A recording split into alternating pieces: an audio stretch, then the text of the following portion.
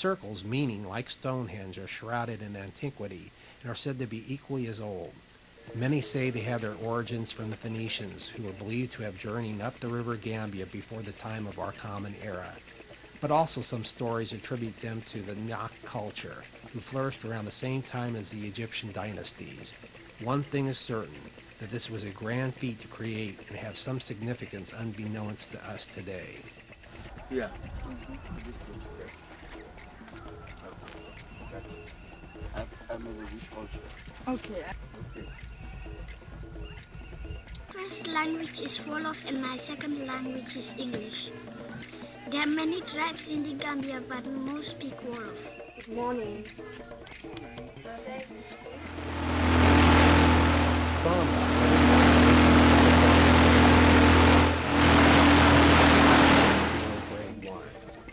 He doesn't like school very much because he is so far more advanced than a typical Gambian child who has very little contact outside of the village.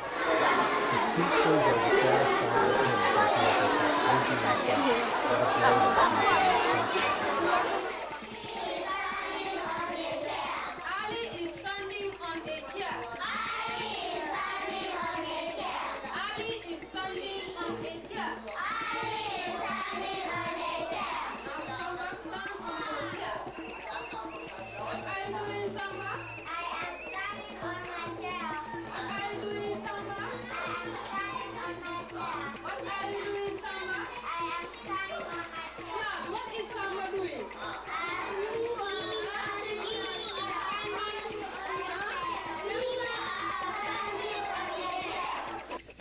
School is very important and I want to do very well. Bassie, Santa Sue is the farthest town you can travel to in Gambia by way. Like all towns and villages upriver, it has lost population during the years due to more and more people giving up their harsh lifestyles looking for something more in the congested coastal areas. The temperatures upriver are also very inhospitable, reaching over 110 degrees without means to make it more bearable. My father. In another area of Georgetown, there lives the cowrie shell reader.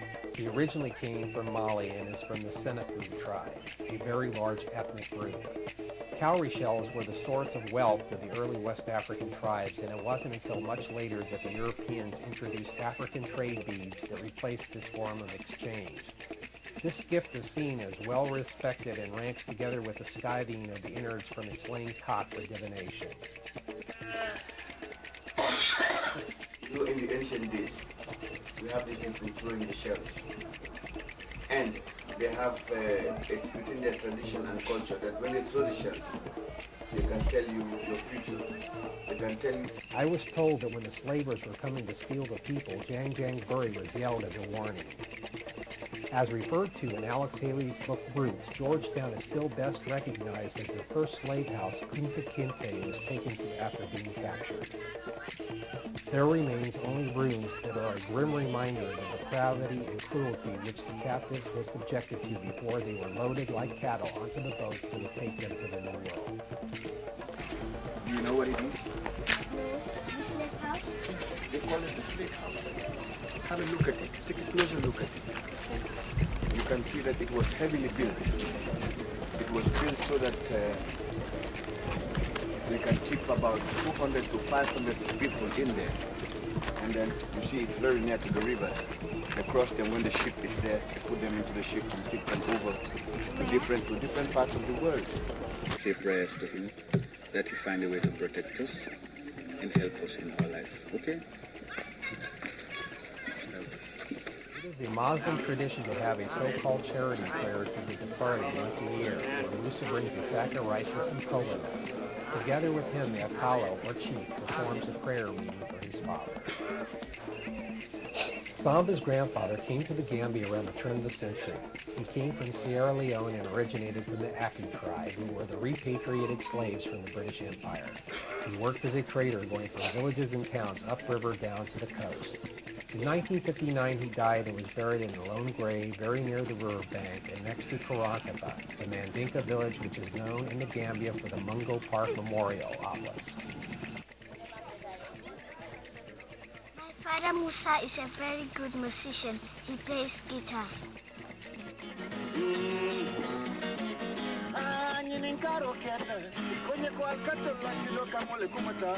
Nininkaro keta, ikonye ko zandarmo landido kamole kumata. Kule na ulo fata, na ulo fata oya. Kule tobi tata, na ulo fata oya. Kule nteri seita, na ulo fata oya. Kule nteri tata, na ulo fata oya.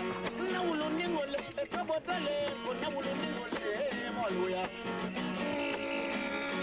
Na ulo ningole, ulo ningo, konterile, na ulo ningole, moluya. Na ulo ningole, wente. Na ulo fata oya, alwale. In many countries, people live inside these trees and store food and water, and some even bury their dead.